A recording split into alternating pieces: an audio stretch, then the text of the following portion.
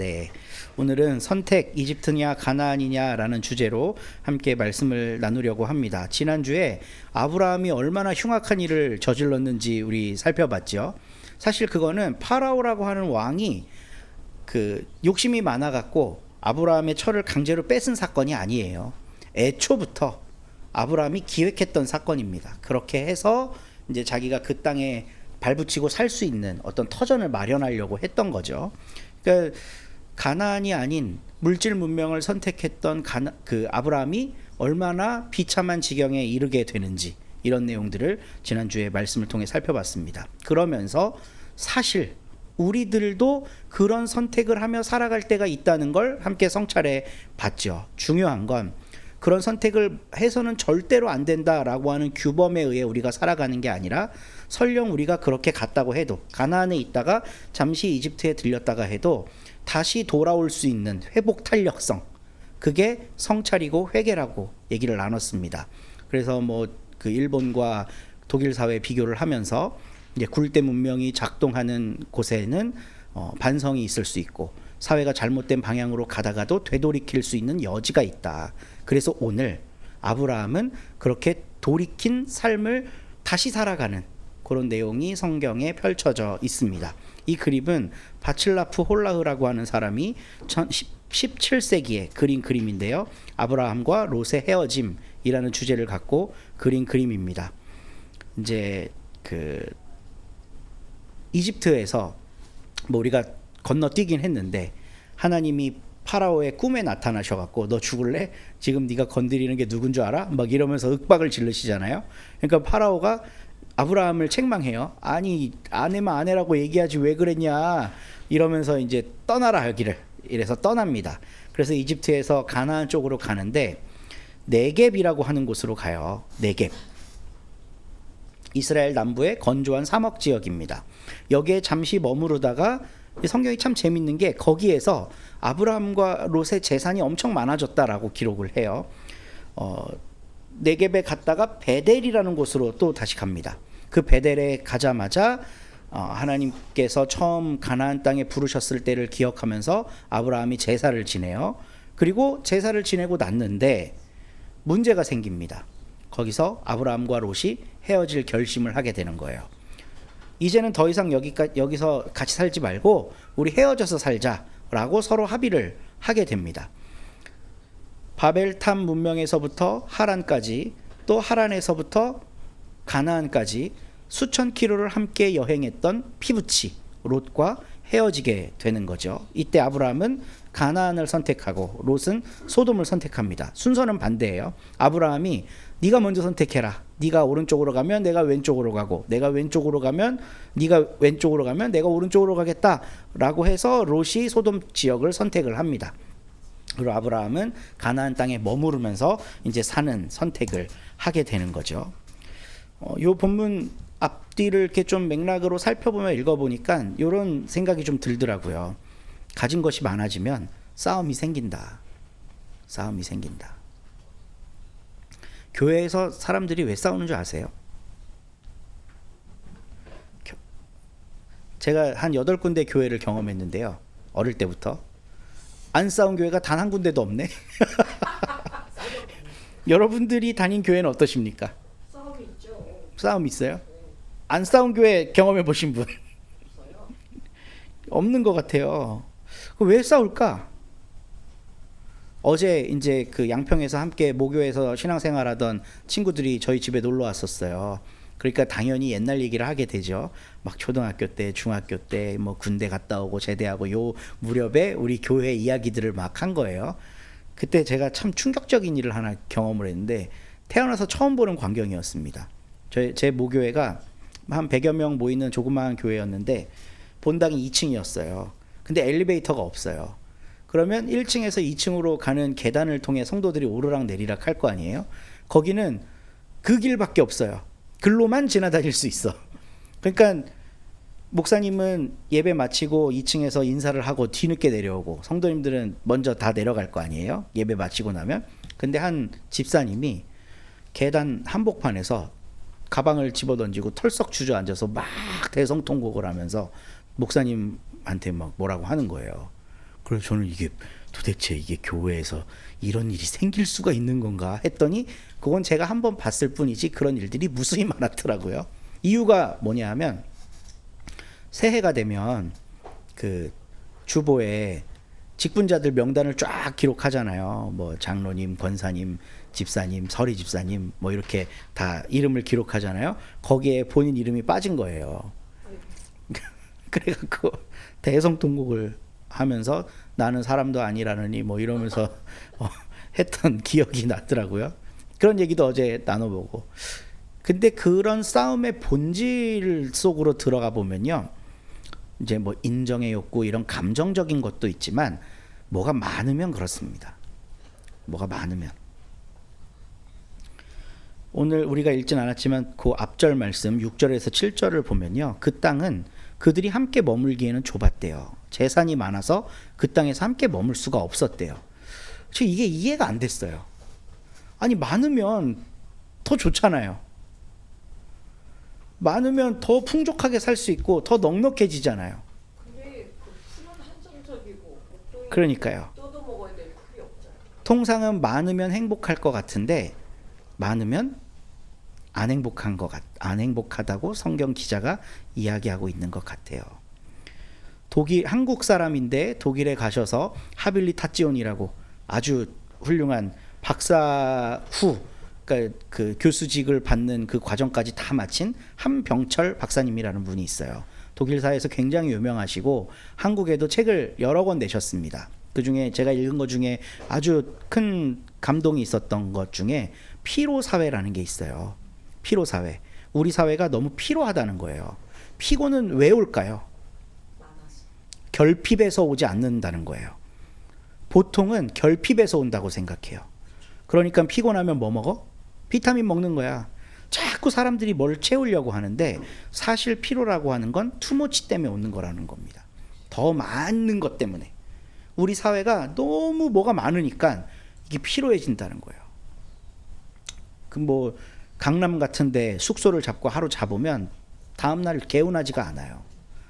온갖 네온사인과 불빛과 자동차 소음 이런 게 밤새도록 가득 차 있기 때문에 이 피곤한 거예요. 몸이 쉬어지지가 않아요. 그러니까 이들이 그러니까 여기서 이집트를 탈출해 갖고 네겝에 있다가 베델에 갔는데 재산이 점점 많아지네. 이거를 아브라함이 받은 축복으로 이해해야 될까? 아브라함이 나귀도 많아지고 뭐 양도 많아지고 곡식도 많아져. 이게 아브라함이 받은 축복이라고 생각해야 될까? 우리는 오랜 시간 동안 하나님이 아브라함에게 복을 주셔서 그런 거부가 될 수 있었다고 생각해요. 물론 뒷부분에 가면 그런 게 나옵니다. 근데 앞부분에 그 아브라함이 많이 가진 부분에 대해서는 하나님이 아브라함에게 복을 주셔서라는 수식어가 없어요. 그냥 많아진 거예요. 그 많은 것 때문에 다툼이 일어납니다. 아브라함의 집짐승을 치는 목자들과 롯의 집짐승을 치는 목자들 사이에 다툼이 일어났다. 많아서. 가진 것이 많아지면 싸움이 생기는가 봐요. 그래서 결국은 헤어질 결심을 하는 거죠.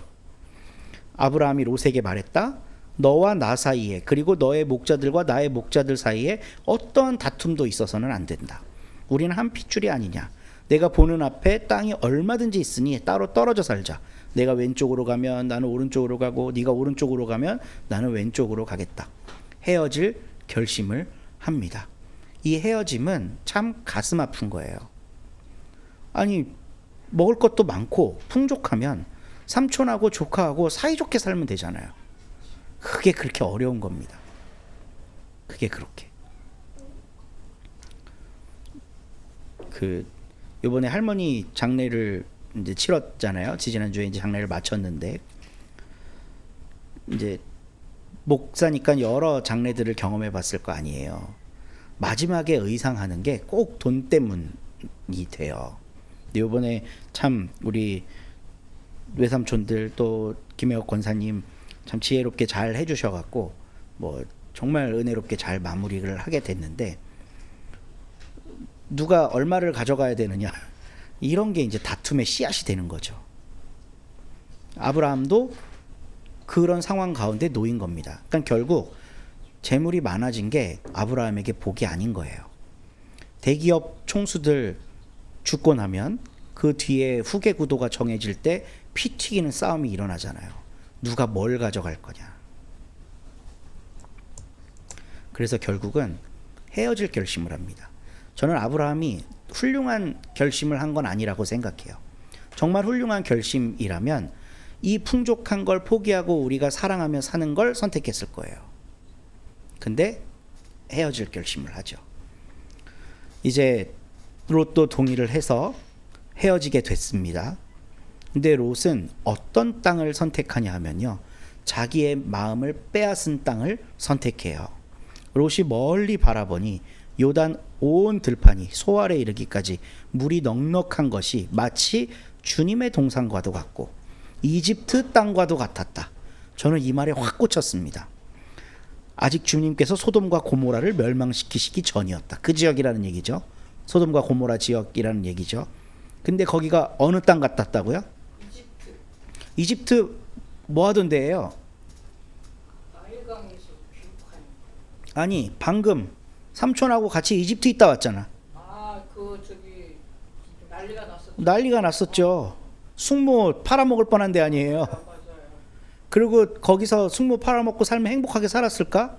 온갖 경쟁과 모함과 이민족에 대한 수치와 이런 걸 당하면서 살았을 거 아니에요. 떵떵거리면서 못 살아요. 사실 거기 가면 그냥 객이에요. 객. 언제든 사라질 수 있는. 이집트가 이제 이런 게 이제 정책과 관련이 돼 있는데, 이민자들이 들어오면 이집트도 고도화된 문명 사회였기 때문에 정책을 만들 거 아니에요. 그러면 저 이민자들을 어떻게 처리할까를 법으로 막 정하겠죠. 어떤 때는 이들을 수용해. 근데 어떤 때는 핍박해. 오늘날 우리들의 사회에도 그게 계속 반복되잖아요.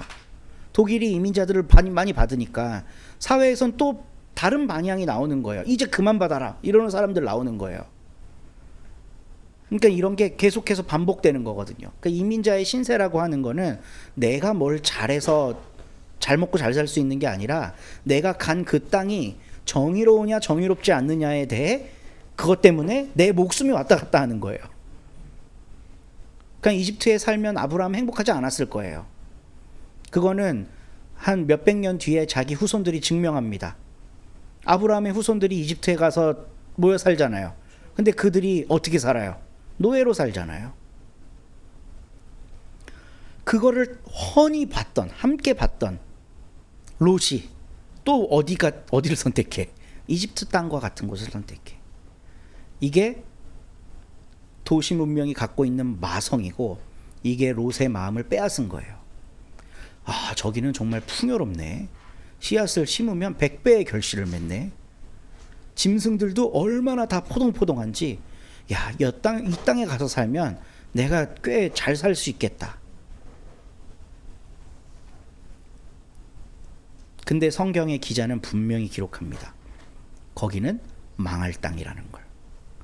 아직 주님께서 소돔과 고모라를 멸망시키기 전이었다. 이러면 언젠간 어떻게 된다는 거예요? 멸망당할 땅을 선택했다는 거예요. 롯이. 그러니까 우리는 이 창세기 말씀을 보면서 또 가나안의 영성을 갖고 신앙생활을 하면서 무수히 많은 선택들을 할 거거든요. 교회도 선택해야 되고 내 삶의 자리도 선택해야 되고 선택을 하게 될 거 아니에요. 이걸 선택하면 안 된다는 걸 성경 기자가 말해주고 있는 거예요. 야, 여기 괜찮은데? 비옥해 보이는데? 여기 가면 내 꿈을 이룰 수 있겠는데? 근데 하나님의 뜻과 계획을 살펴야죠. 거긴 망할 곳이다라고 하는 거. 그러면 그걸 알면 선택해 안 해? 안 하죠. 근데 이미 찬란한 도시 문명의 마음이 뺏기면요, 하나님의 뜻이니 계획이니 이딴 거 없어요. 그냥 글로 갑니다. 그래서 롯은 글로 가요. 아브라함은 드디어 정신을 차렸는지 가나안 땅에 살기로 선택합니다. 롯은 평지의 여러 성읍을 돌아다니면서 살다가 소돔 가까이에 이르러 자리를 잡고 살고, 아브라함은 가나안 땅에 정착해요. 근데 벌써 성경 기자들은 여기에 사인을 계속 주고 있어요. 소돔 사람들은 어때? 악해. 주님을 따라요? 아니요, 거슬러요. 하나님 보시기에 죄를 짓고 있어요. 서울이라고 하는 도시가 인구 1,000만에 엄청난 도시잖아요. 63빌딩, 제가 롯데타워를 안 가봐갖고 그 풍경을 모르겠는데 63빌딩에 딱 올라가갖고 서울 시내를 내려다보잖아요. 얼마나 아름다운지 몰라요. 여의도를 끼고 한강이 쫙 흐르고 있지. 남산 아름답지. 저 멀리에 경복궁 보이고 뒤에 인왕산 보이고 이 산과 강이 어우러져 있는 굉장히 아름다운 도시예요. 그리고 벌써 서울이 그 6.25 이후에 70년 이상 이제 대한민국의 수도로 도시계획을 잘 해나갔고 멀리서 보면요 건물들도 굉장히 규모 있게 잘 지어놨어요. 근데 내려와서 1층에서 차를 타고 서울 시내를 한번 다녀보세요. 혹은 걸어 다녀보세요. 그렇게 끔찍한 곳이 없어요. 어디를 가도 차가 막히고요. 어제 양평 친구들이 저희 집에 놀러 왔잖아요. 110km가 되거든요. 거리가 1시간 10분 만에 왔대. 고속도로를 타고. 근데 서울은 10km 이동하는데 1시간이 걸려요. 그리고 어디를 가든 공사 중이야. 어디를 어느 동네 어느 골목을 가든 다 공사 중이에요. 공사를 안 하는 적이 없어 서울은. 그리고 이 전광판에 늘 보여주죠. 어제의 교통사고 이런 거. 거기에 0인 거 본 적 있으세요? 없어요. 누군가는 부딪히고 다치고 찢기고 상하고 죽고 있는 거예요. 계속해서. 도시 문명이라는 건 실제로 안에 들어가 보면 죽임과 죽음과 복잡함과 이런 우리를 피로하게 하는 넘쳐나는 것들이 있는 거죠. 근데 멀찌감치서 보면 너무너무 좋아. 너무 아름답고. 근데 롯은 거기를 선택했습니다. 서울이 소돔이라고 하는 건 아니에요. 그냥 비유적으로 얘기한 거죠. 서울에도 좋은 사람 많이 살겠죠. 다행히 여기 계신 분들 중에 지금 서울 사는 분이 없네요. 네. 아브라함은 하나님이 약속해서 주기로 하셨던 그 땅에 머물기로 결심합니다. 이게 아브라함의 회복 탄력성이라고 봐요. 여기에서 못 먹고 살겠으니까 이집트로 갔던 거잖아요.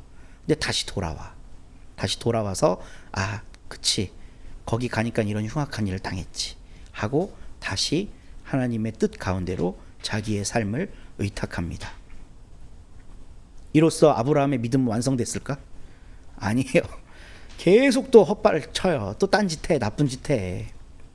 근데 어쨌든 아브라함의 선택과 아브라함의 잘못은 그의 삶에서 무수히 반복되었지만 결국 이 성경의 기자가 아브라함을 통해 우리에게 하고 싶은 말은 다시 돌아갔다는 거죠. 하나님의 뜻으로. 저는 가나안을 선택한 성도들이 이런 영성이 있어야 된다고 생각하는 거예요.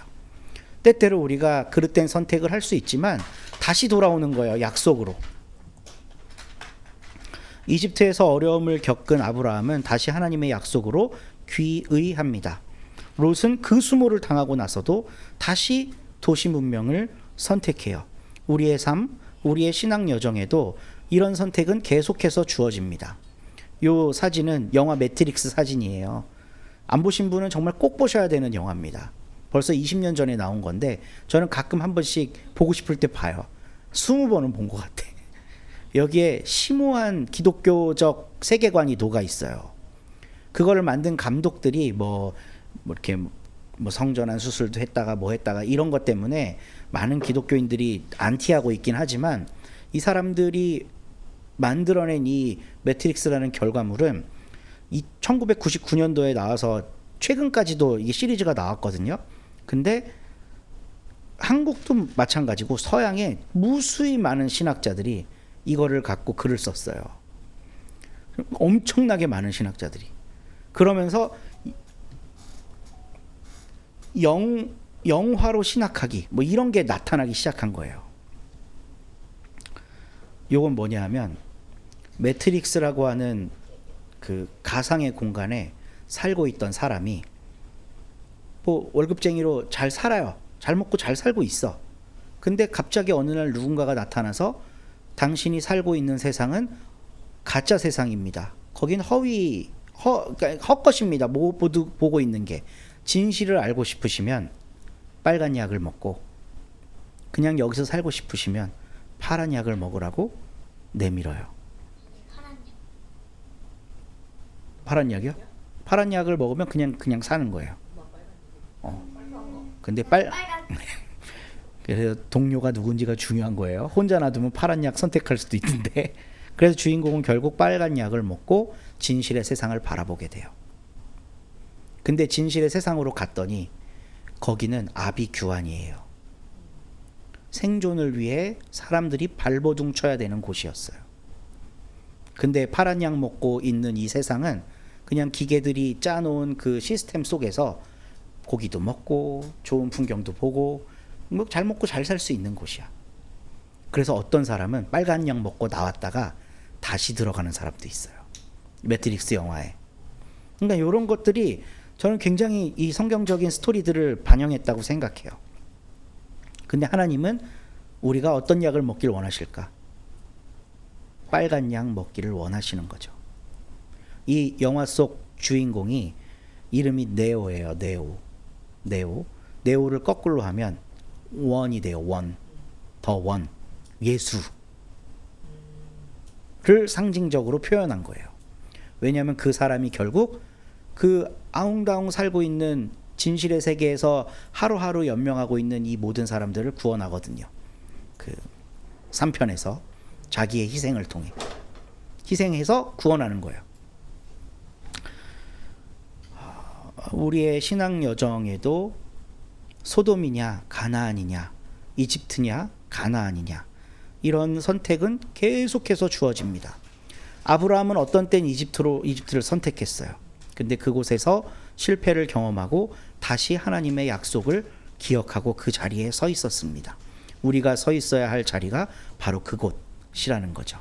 이거는 교리적으로 여기 서 있지 않으면 안 돼라는 걸 강요하는 게 아닙니다. 그게 또 종교를 망치는 일이 되거든요.